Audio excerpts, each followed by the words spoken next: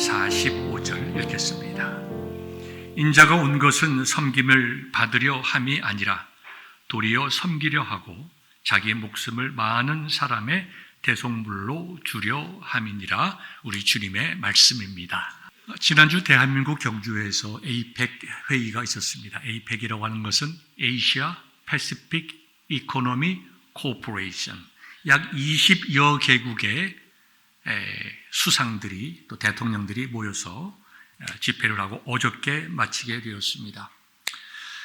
여러 가지 이슈들이 많이 있겠지만 가장 중요한 것은 트럼프 대통령과 중국의 시진핑 대통령의 만남, 또 우리 대한민국의 이재명 대통령과 또 트럼프 대통령의 만남, 또 이재명 대통령과 또 시진핑 국가 주석과의 만남, 이러한 정말 어떻게 보면 세기적인 미팅이 지난주에 대한민국 경주에서 있었습니다.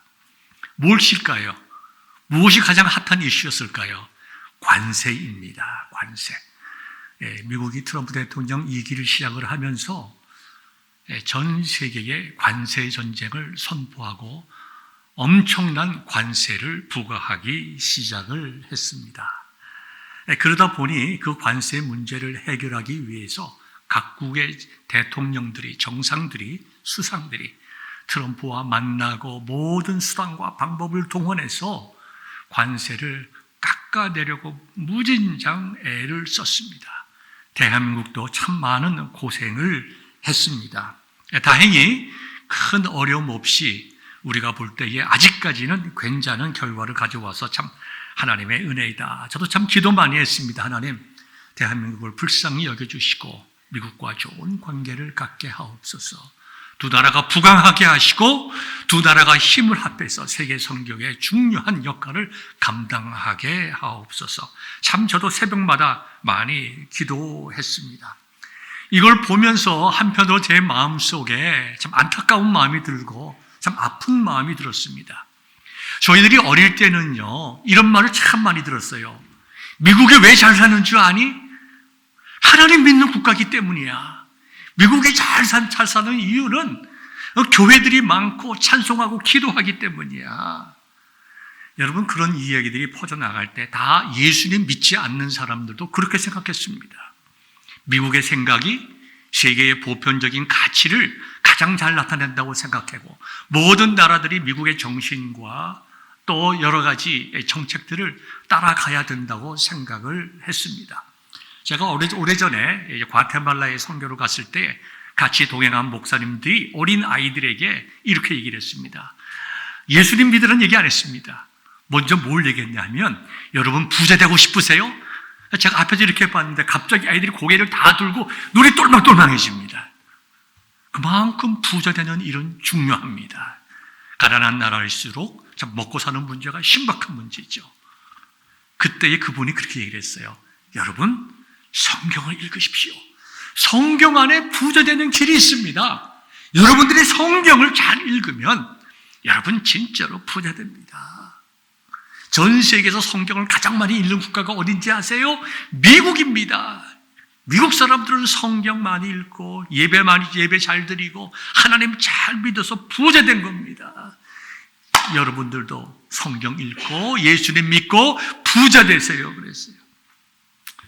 우리가 좀 복음적인 입장에서 보면 이렇게 하는 것이 옳은가 하는 논란의 여지가 있겠지만 그건 사람의 방법에 대한 평가고요.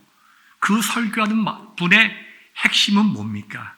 그 어린이들의 영혼을 사랑하고 이 아이들이 예수님 믿고 구원받게 하는 그와 같은 귀하고 아름다운 마음이잖아요.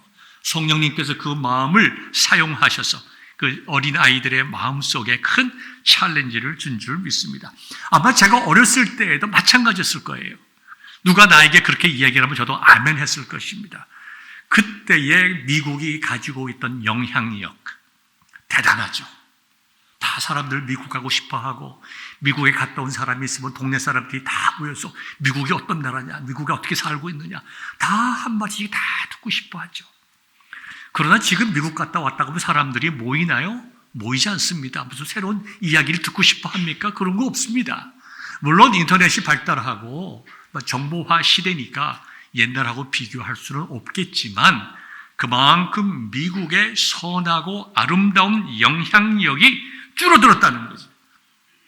그래서 지금 미국의 관세 전쟁을 하고 이 난리를 정말 치는 그 모든 이면 속에는 무너져가는 미국에 대한 정말 발부둥 치는 거죠.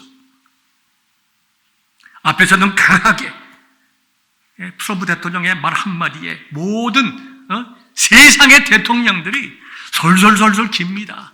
모든 아부들을 다 합니다. 얼마 전에 6월 달인가요? 나토 회의가 있었는데요. 그때 정상들이 사진을 찍는데 트럼프 대통령이 이탈리아 여자 수상이 있습니다. 조지아 멜로니라고 하죠. 그 조지아 멜로니 어디냐고 찾으니까 조지아 멜로니 저쪽 구석에다가 저 여기 있어요 하면서 쫄랑쫄랑 뛰어와가지고 그 옆에 쓰는 그 사진이 이제 그 영상이 있었습니다.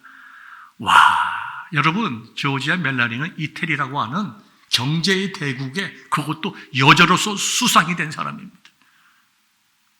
그런데 대통령이 부르니까요, 강아지가 쫄랑쫄랑 가는 것처럼 그 앞에 따라가는 거예요. 그만큼 트럼프 대통령의 입김이 센 거죠. 미국보다 트럼프 대통령이 더 센 것 같아요. 한 사람의 힘이. 그런데요, 그 많은 사람들이 집에 돌아가서 그 얼마나 속이 쓰리겠어요. 저 같으면 정말 잠 못 잘 것 같아요. 누구든지 한 나라의 대통령인데 전 세계의 사람 앞에서 정말 온갖 아부를 다 떨어지고, 과연 그 전 세계의 대통령들의 마음속에 미국에 대한 존경심, 과거에 미국이 가지고 누렸던 그 세계적인 영향력이 과연 있을까요? 우리가 예수님 믿는 사람이건 예수님 믿지 않는 사람이건 이 지금 관세 전쟁은 미국 리더십, 선하고 아름다운 리더십의 붕괴를 나타나는 거죠. 다들 그렇게 생각할 수밖에 없습니다. 그래서 우리는요, 특별히 미국을 위해서 기도해야 됩니다. 트럼프 대통령을 위해서 기도해야 되고요. 그 다음에 정부 인사들을 위해서 기도해야 됩니다. 그래서 이와 같은 방법이 아니라 지금 이런 상황이 이럴 수밖에 없는 충분한 이유도 우리가 알고 있지만 빠른 시일 안에 30년 전에 40년 전에 미국이 주었던 선한 영향력, 그것이 뭘까요? 나눠주는 거예요. 나눠주는 거예요. 우리 대한민국 사람들 가운데 미국에 도움 안 받은 사람 어디 있습니까? 직간접적으로. 제가 중학교 때만 하더라도요, 고등학교 초까지도 그랬습니다. 미국에서 구제품을 보내줬어요.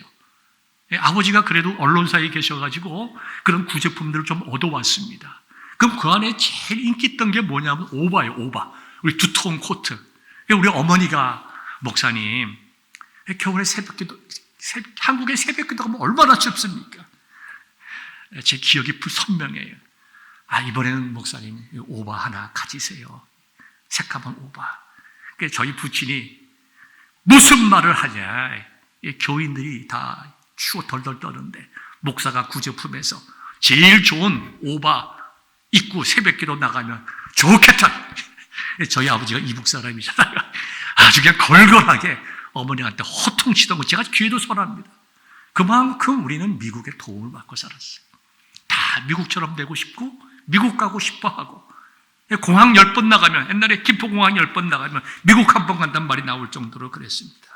여러분, 참된 힘과 지도력과 영향력은 압제로부터 나온 것 아닙니다. 세상적인 리더십, 직장 상사가 억누르는 것과 같은, 또 부모가 다 큰 어린 아이들에게 앉혀놓고 어머니 말 듣지도 않고 아버지 말 듣지도 않는 얘에게 너 이러면 되겠나고 호통치는 것, 거기에서 나온 것이 아닙니다. 참된 힘과 지도력과 영향력은 어디서 나오느냐? 신뢰에서 나오죠. 믿음에서 나오죠. 사랑에서 나오죠. 닮고 싶은 마음에서 나옵니다. 어린아이들 4살, 5살 된 아이들에게 너 뭐 되고 싶니? 물어보면요, 백발백중 자기 아버지 직업을 얘기합니다. 아버지가 군인이면 나 군인 될래요. 장군 될래요. 엄마 아빠가 선생님이면 나 선생 될래요. 경찰관이면 나 폴리스맨 되겠어요. 왜 그렇습니까? 자기 아버지가 자기에게 가장 멋진 사람입니다. 제가 우리 첫째 아이가 초등학교 들어가기도 전이죠. 유치원 다닐 때 제가 픽업을 갑니다. 한 번 가봤더니 아이들을 기립에 애들이 줄을 서 있으면서 앞에 있는 애하고 다퉈요. 우리 딸아이, 큰딸아이가. 내가 뒤에서 무슨 얘기 하나 들어봤더니 서로 자기 아버지가 똑똑하다는 거예요. 훌륭하다는 거예요. 우리가 더 큰 집이 있어. 우리 아버지 차가 너네 아버지 차보다 더 좋아. 뭐 이렇게 이제 5살 먹은 아이들이 대화를 합니다. 그러니까 그 있는 친구들이 뭐 더 큰 집, 더 좋은 집 뭐 얘기하니까 우리 아이가 좀 딸렸어요. 그러더니 My father is a pastor. 아버지가 뭐 그때 뭐 고생하고 목사가 가난한 삶, 그 아파트 정말 투베드룸에 5식구 살아가는 그와 같은 삶을 살아가고 있는데 애 마음속에는 My father is a pastor. 아버지가 프라우드한 거예요. 거기에 부모가 자녀를 바르게 양육할 수 있는 힘이 생기는 거예요. 거기에 아이들을 변화시킬 수 있는 능력이 생기는 거예요. 애들이 다 커서 부모님을 존경하지도 않는데 앉혀놓고 너 이래라 저래라 하지 마. 입으로는 네 할 줄 모르지만 아버지나 좀 잘하지. 아버지도 못한 걸 왜 나한테 푸시하나. 그죠? 사랑하는 성도 여러분, 지금도 늦지 않았습니다. 우리가 자녀들을 섬기는 것이 매우 중요합니다. 우리 둘째 딸아이가 우리 옆에 살잖아요. 우리가 생각해보면 제가 참 미안한 게 많이 있습니다. 목양하고 어렵고 힘들 때 제대로 뭘 돌봤어요. 첫째와 셋째 사이에 껴서 더 못 돌봤습니다. 그래서 제가 여기 이제 이사를 올 때 제가 재취하고 결심을 했습니다. 얘가 부모 사랑도 제일 적게 받았으니 관심도 제일 적게 받았으니 마음에 상처가 많을 거다. 우리가 최선을 다해서 우리 딸 아이를 섬기자.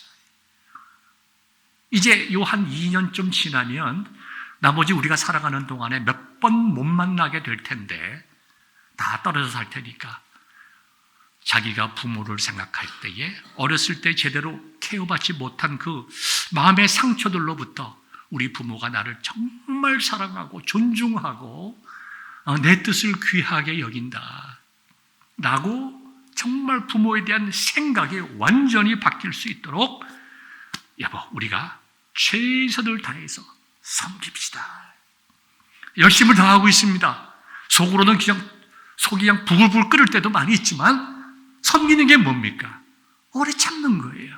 남을 존중하게 여기는 거예요. 생각이 다르더라도 윽박지르지 않는 거예요. 너는 틀리고 나는 맞았다고 하지 않는 겁니다. 얘기를 들어주고 입장을 존중해주고 그 사람이 원하는 것이 무엇인가, 하고 싶은 것이 무엇인가, 거기에 대해서 인정하고 서포트하는 거예요. 그게 섬기는 것 아닙니까? 사실 우리가 우리 자녀들에게 또 우리 교우들에게 가르친다는 것 가지고 내가 너를 사랑하기 때문에 그러는 거야. 내가 너 사랑해서 너 잘 되라고 그러는 거야. 사실 말은 그렇게 하지만 부모의 뜻을 위해서, 부모가 기뻐하기 위해서 하는 것이 아닌지 우리들이 정말 뒤를 돌아다 보아야 합니다. 여러분, 그리스도인의 정체성이 뭔가요? 우리가 그리스도인이다라고 얘기할 때에 무엇으로 증명이 됩니까? 그것은 행동하는 신앙, 믿음으로 살아냄. 그러면 행동하고 믿음으로 살아내는 구체적인 결과가 무엇일까요? 그것이 섬김이에요. 오늘 주님께서 우리에게 말씀하시는 바로 그것입니다. 목사도 마찬가지죠. 목사의 역할이 뭔가요? 물론 목사 역할이 많이 있죠. 말씀을 선포하고 성례를 집례하는 것이죠. 목사의 가장 기본적으로 해야 할 특징적으로 구별되는 특징입니다. 그러나 말씀을 전하던 성례를 집례를 하던 그 모든 면에 있어서 성도들을 섬기는, 진심으로 귀하게 여기고 섬기는 마음이 없다고 하면 그게 목사로서 펑크션, 기능인이죠. 기능일지언정 우리는 예수 그리스도의 마음으로 한다고 할 수 없는 것이죠. 그러한 섬김을 우리는 뭐라고 얘기를 합니까? 지도자들이 자주 듣는 말이죠. 위선입니다. 오늘 제자들과 주님께서 이와 같은 말씀을 하십니다. 우리 본문 속으로 들어가 봅시다.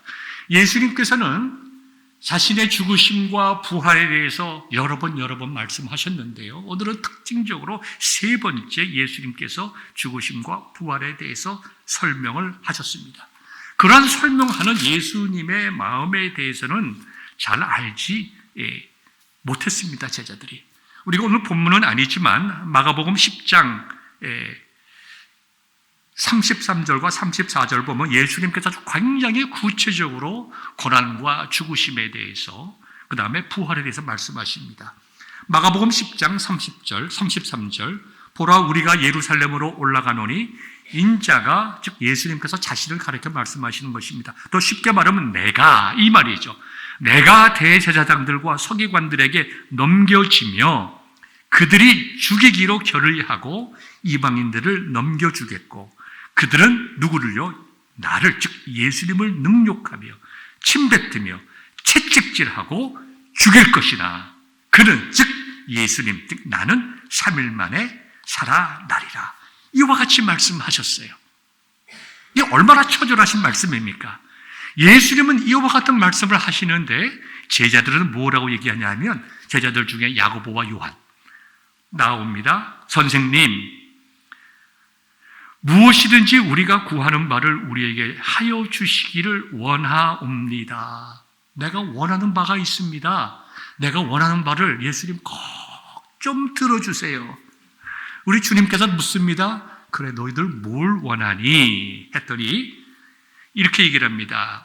주의 영광 중에서, 즉 주님께서 이스라엘의 왕이 되셨을 때에 우리를 하나는 주의 우편에, 하나는 주의 좌편에 앉게 하여 주옵소서. 그죠? 형제가 아주 용감하죠. 큰 형은 우의정, 작은 형은 좌의정. 현대로 말하면 형은 국무총리로, 동생은 비서실장으로 한 이쯤 제자들에게, 제자들 중에서 자기들을 먼저 하려고, 먼저게 되게 하기 위해서 예수님께 찾아가서 이제 아부를 하고 있는 겁니다. 트럼프 대통령에게 자기들이 원하는 바를, 국가가 원하는 바를 이루기 위해서 정상들이 가서 온갖 아부를 다 하듯이. 그러니까 예수님께서 이렇게 말씀하세요. 야, 너희들이 지금 뭘 구하는지 아니? 나의 오른편에 있고 나의 왼편에 있다고 하는 것이 무엇인 줄 아니? 내가 마시는 잔을 너희가 마실 수 있느냐? 내가 받는 세례를 너희가 받을 수 있느냐? 너희가 지금 나에게 요구하는 것이 그게 무슨 의미인지 알지 못하는구나. 너희가 한 사람은 내 우편에, 한 사람은 내 좌편에 앉게 하는 것이 어떤 일인지 너희들이 지금 알구나, 그 얘기하는 거냐. 그렇게 말씀했습니다. 그랬더니 야고보와 요한이 뭐라고 얘기하는가 하니까 할 수 있습니다. 예, 할 수 있나이다. 예수님께서 말씀하신 이 마시는 잔은 예수님의 고난을 상징하죠. 고난과 죽으심을 얘기하는 거예요. 예수님께서 정말 이 땅에 하나님께서 인간으로 오셔서 이 땅을 섬기잖아요. 이 땅의 사람들을 섬기고 그 섬김의 절정이 예수님의 대속의 죽으심과 부활이잖아요. 예수님께서 잡히기 전날 겟세마네 동산에서 기도할 때 뭐라고 기도하셨습니까? 이 잔이 내게서 옮겨지기를 기도했어요. 예수님의 고난의 죽음을 상징하는 거예요. 세례도 마찬가지입니다. 그런데 제자들은, 요한과 야고보는 이러한 예수님의 뜻을 전혀 알지 못하고, 참 좋은 건가 보다. 하나님 예수님께서 정말 이 이스라엘의 왕이 되실 바로 그때에 누릴 특권인 것 모양이다. 우리가 할 수 있습니다. 우리를 한 사람은 예수님의 오른편에, 한 사람은 예수님의 왼편에만 앉혀주신다고 하면 우리는 뭐든지 할 수 있습니다. 그렇게 얘기하는 것입니다. 사실 그들은 예수님께서 잡히실 때 어떻게 했죠? 다 도망가고 말았어요. 어떻게 우리 이게 읽으면 우리 같은 정말 그리스도인으로서 어떻게 제자들이 어떻게 이랬나? 어떻게 이랬나?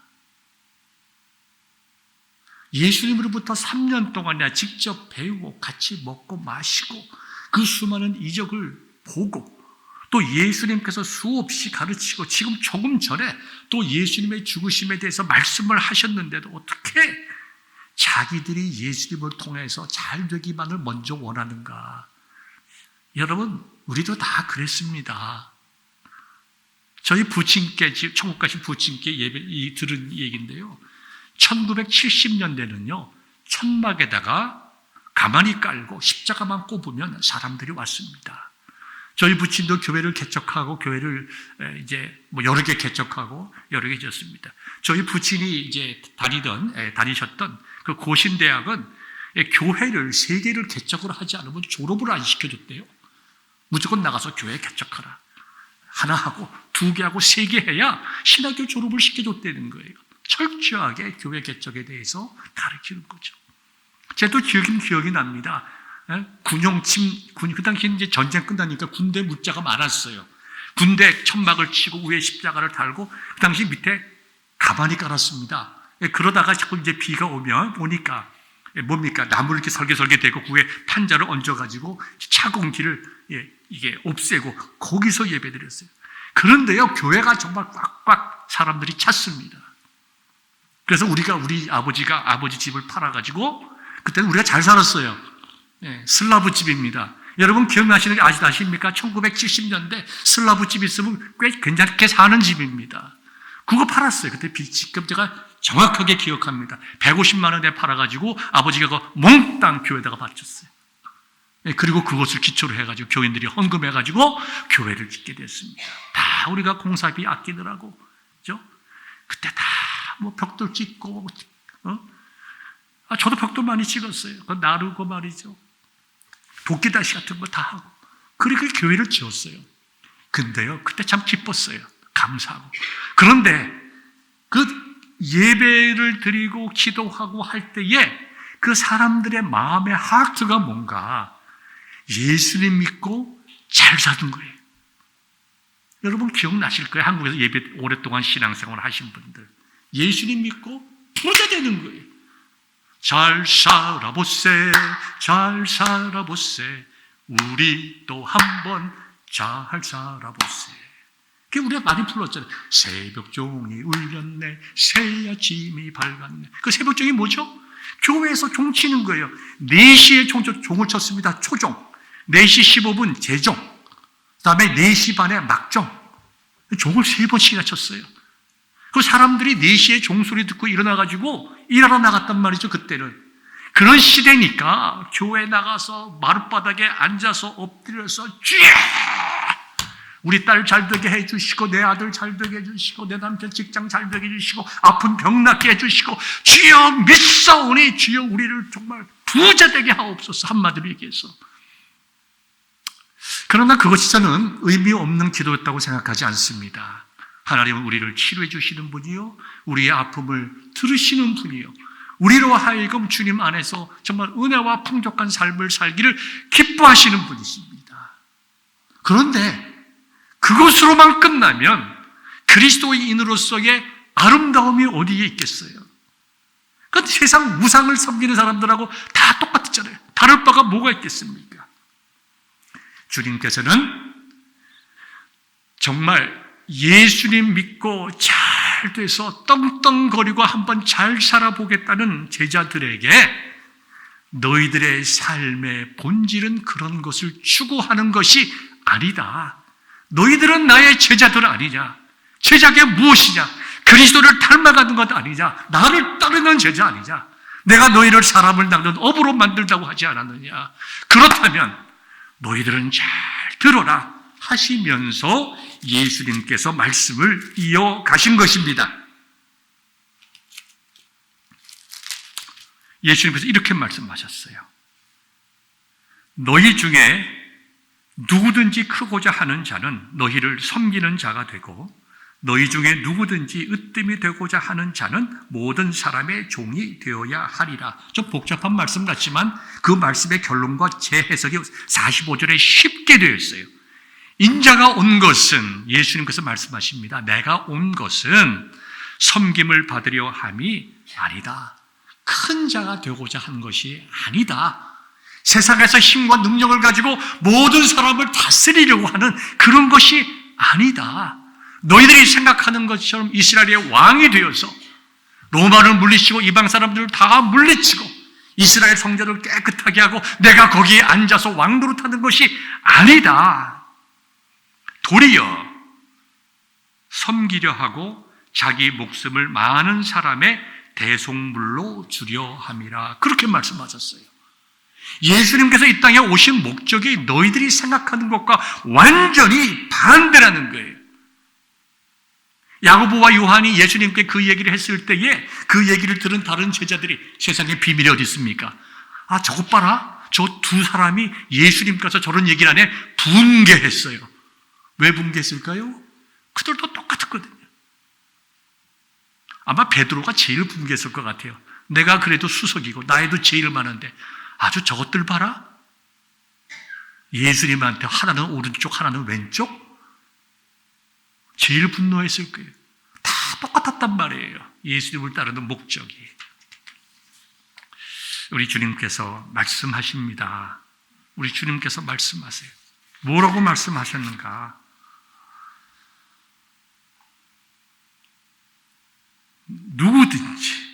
누구든지 크고자 하는 자는 너희를 섬기는 자가 되고 너희 중에 누구든지 으뜸이 되고자 하는 자는 모든 사람의 종이 되어야 하리라. 너희가 정말 여기 야고보와 요한에게 말씀하는 거예요. 너희가 내 오른쪽에 앉고 너가 내 왼쪽에 앉고 싶으니? 그렇게 크고 뛰어난 사람이 되고 싶으냐? 으뜸이 되고 싶으냐?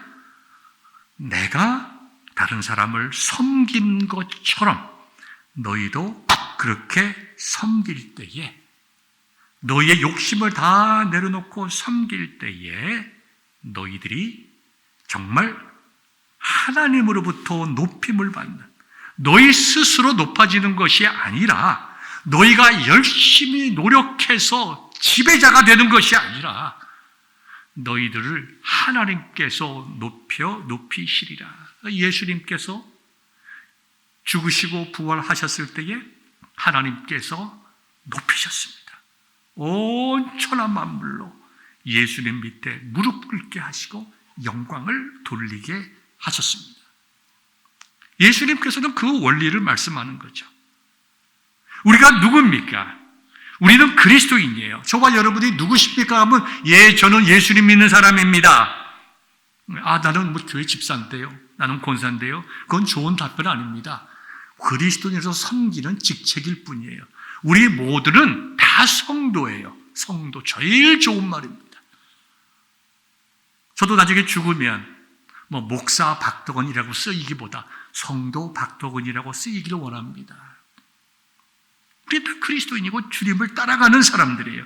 그리스도를 따른다는 것은 그리스도의 삶을 따라가는 것이에요. 이것이 제자도의 핵심이고 우리 그리스도인의 정체성입니다. 제자들이 이렇게 엉터리였어요. 그런데요, 예수님께서는 그 엉터리 같은 제자들을 물리치지 아니하시고 그들을 끝까지 사랑하셨다고 성경은 기록하고 있어요. 제자들을 끝까지 사랑하시면서 그들을 격려하고 기도했어요. 이와 같은 엉터리인 제자들이 나중엔 변합니다. 그렇기 때문에 저와 여러분들이 내가 지금 기도하는 게 다 나를 위한 기도고 내 자식을 위한 기도고 다 그런 기도인데 낭망하지 마시고 그런 기도의 훈련이 필요합니다. 그러나 예수님 믿고 10년, 20년이 되었는데도 내 기도의 내용들이 오직 나를 위한 것이라면 그 주님이 슬퍼하지 않겠어요? 기도의 지경이 넓어지면 되는 거예요. 기도의 지경이 넓어지는 거예요.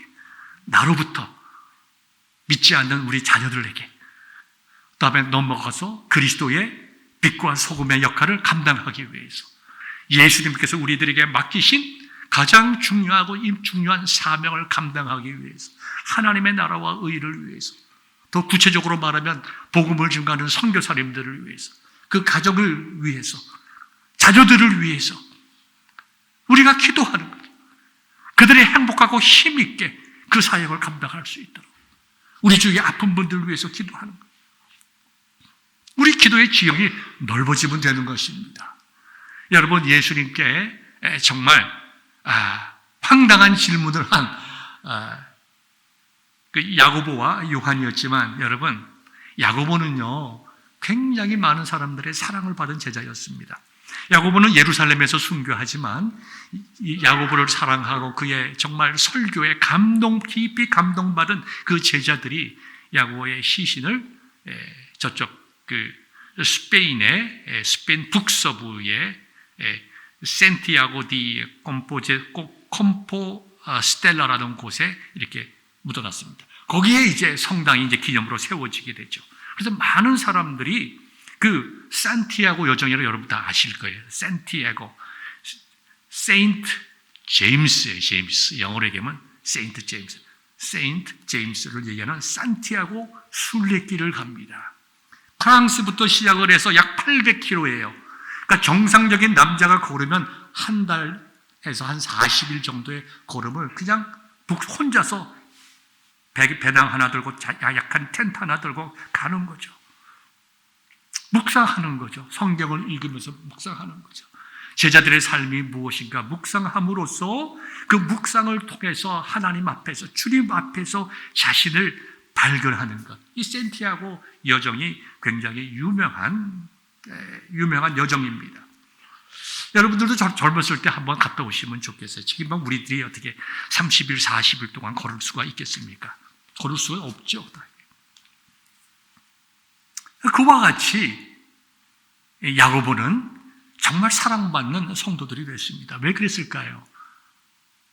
예수 그리스도의 죽음과 부활을 목격한 다음에 그가 진정으로 예수님의 섬김이 무엇인가를 알았기 때문일 거예요.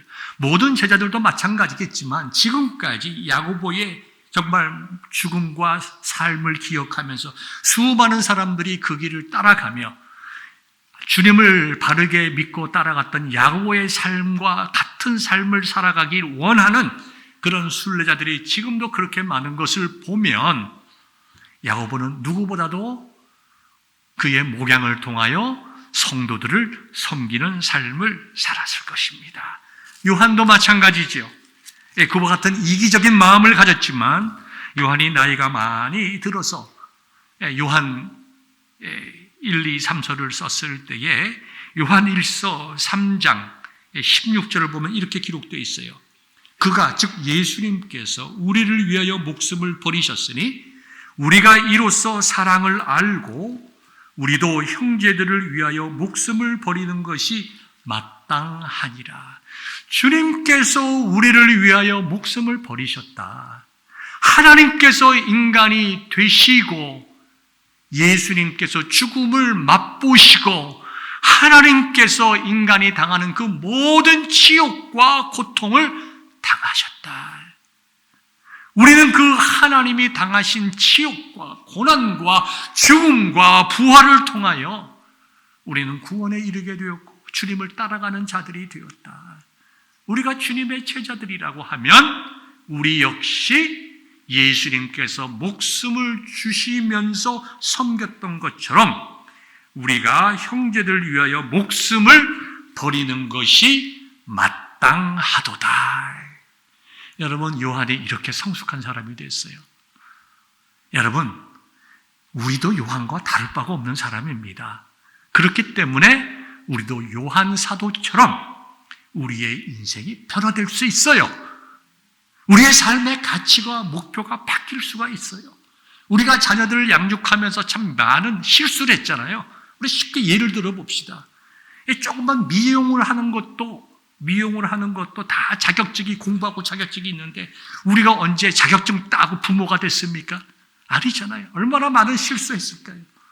그런데 우리에겐 다시 기회가 있어요.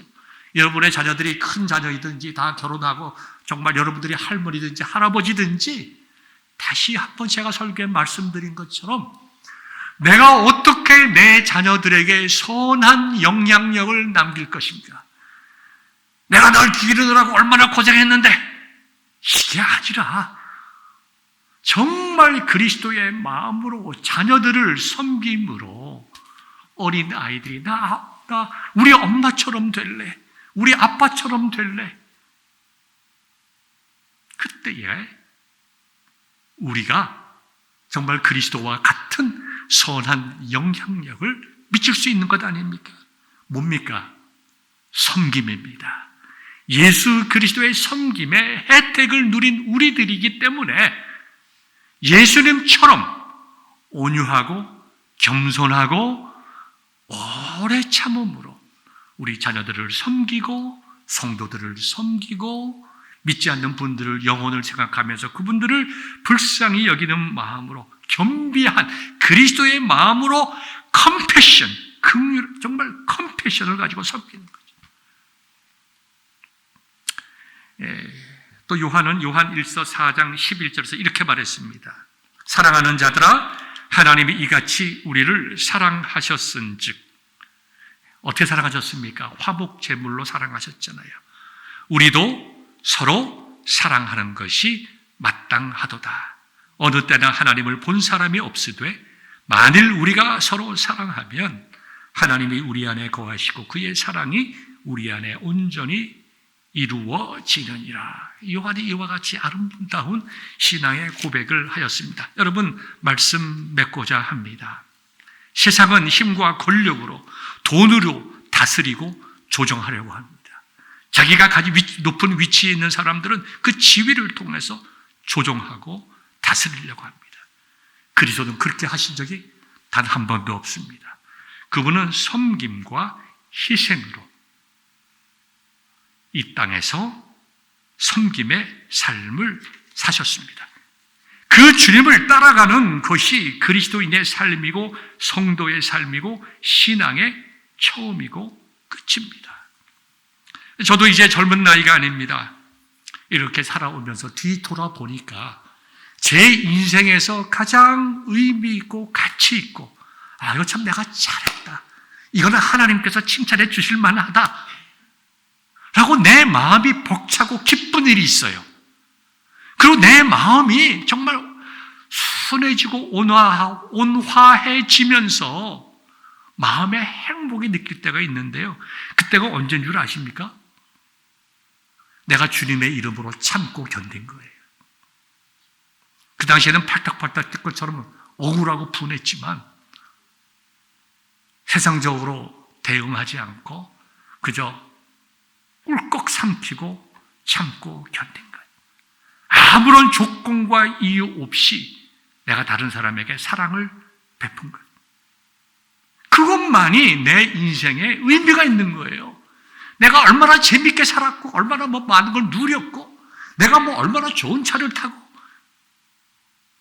좋은 집에 살고, 저는 그런 삶을 살아보지 못했지만, 여러분, 너무나도 분명한 거예요. 그런 것은 내 인생에 의미가 없다 이거죠. 재미있을지는 모르겠지만, 다른 사람에게 시선을 끌을 수 있고, 화려하게 보내고, 한순간 짜릿할지는 모르지만, 우리가 언젠가 주님 앞에 서게 될 터인데, 내가 주님 앞에 설 때, 참 잘했다. 그래도 내가 부족하지만, 요것만큼은 주님 앞에, 잘했다.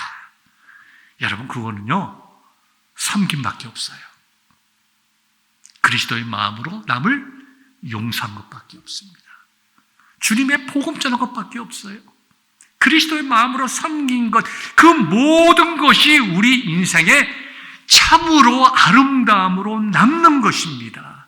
그래서 제가 설교 제목을 이렇게 한 거예요. 섬김으로 완성된 사랑, 섬김의 아름다움. 예수님께서 완성하신 것처럼 저와 여러분들이 그 완성을 이루었으면 좋겠습니다. 여러분들 한 가지만 더 말씀드립니다. 여러분들은 몇 사람을 다스리고 있습니까? 부모님들은 여러분들의 자녀들을 다스리죠. 직장의 주인들은 여러 종업원들을 다스리죠. 다스린다는 말이 나쁜 말은 아닙니다. 관리한다고 여러 개 할 수 있죠. 물어보겠습니다. 여러분 몇 사람 섬깁니까? 여러분 섬겨온 사람이 몇 분이에요? 몇 사람 섬깁니까? 여러분의 마음속에 좀 결정했으면 좋겠어요. 내가 이제 지금부터 준비해서 2026년도에는 내가 내 자녀들을 섬기리라. 내 자녀들을 화나게 하지 않고 분노하지 않게 하겠다. 아이들이 어리지만 인정해주고 격려해주고 존중하겠다. 내가 교회 생활을 통해서 내가 이분들 연약하고 약한 곳 내가 섬기리라. 내가 기도로 섬기리라. 나하고 기도의 파트너가 돼서 그분들을 기도로 섬기리라. 내가 선교를 위해서 정말 기도하고 그분들을 섬기리라. 여러분, 섬기는 사람이 5명만 됐으면 좋겠어요. 여러분 자녀 외에. 자녀를 포함해도 괜찮아요. 시작이니까 5명. 여러분이 예수님의 섬김으로 내가 살았기에, 예수님의 온유함과 오래 참음으로 내가 오늘에 이르렀기에, 내가 요한과 야곱처럼 더 성숙한 믿음의 자리에 이르기 위하여 예수님의 성품을 내가 따라가리라. 내가 이렇게 2026년 아니면 지금부터라도 섬김의 삶을 시작하겠다. 결단할 수 있는 여러분들 될 수 있기를 주님의 이름으로 축원합니다.